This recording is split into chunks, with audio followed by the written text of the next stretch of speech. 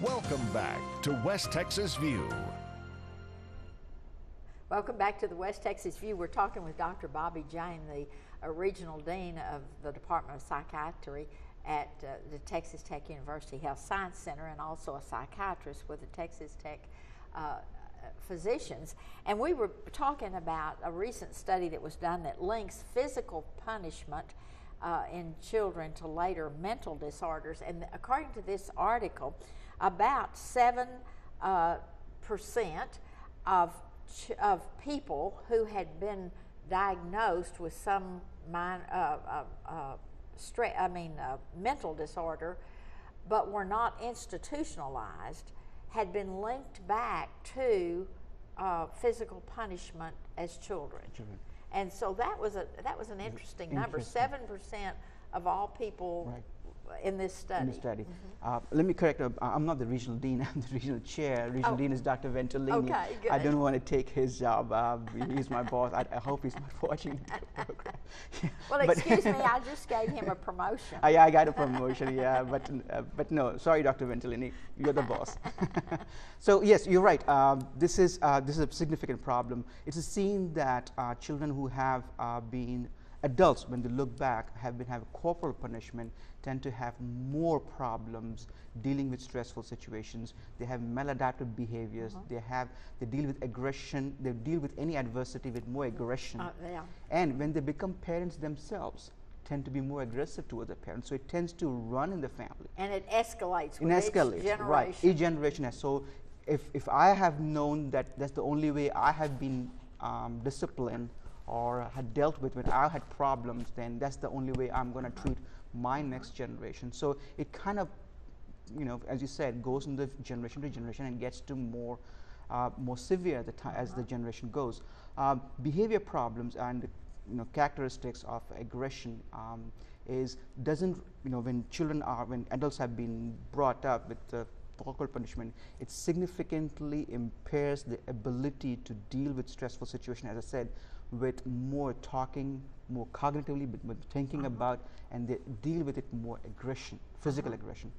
As offshoot of it, they have poor adjustment to society, have more legal problems, more unsatisfactory lifestyle. That means they achieve much less because they cannot hold a job or cannot do things which they are capable of doing it, but because of their interaction with people, not able to progress in their work, and it many times get fired because of their physical aggression.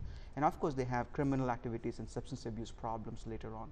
Not to speak, they have a lot of depression and anxiety when they grow up.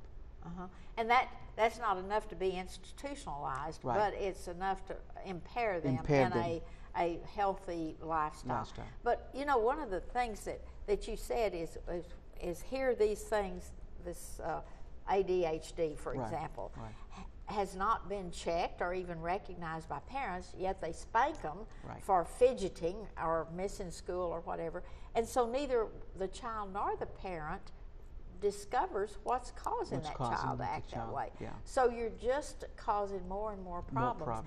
And then, but the other thing that this article said that I found very interesting is that more than 30 countries have laws that prohibit corporal punishment in all settings, including the home. Including home settings. And so, most people say, what happens in my house is my business, and stay out of it. So how are things like that known about? Well, yeah, exactly. And this is where the concerns happen, and this is where I hope there are teachers watching this. I hope there are school counselors watching this program, and also the informed parent that to understand that kids having problems with behavior, the teachers particularly and the social workers and the counselors do have an advantage that when they see a child in comparison with 20 other children, right? A parent at home has only one child to deal with, and they don't know what is normal.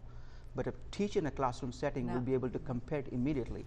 And so teachers should be able to bring up, okay, this behavior is not normal. And that is the biggest. The teachers don't have to be educated in all the deep science and other things, but the simple fact that something is different about this child is good enough to start some investigation. And I'm not saying every child who has behavior problem does have a psychiatric issue. There may be other factors involved, home situation, things like that. But if it's a pattern of behavior is happening, and if the child is not achieving as much as his potential is, then there has to be something going on that needs to be explored.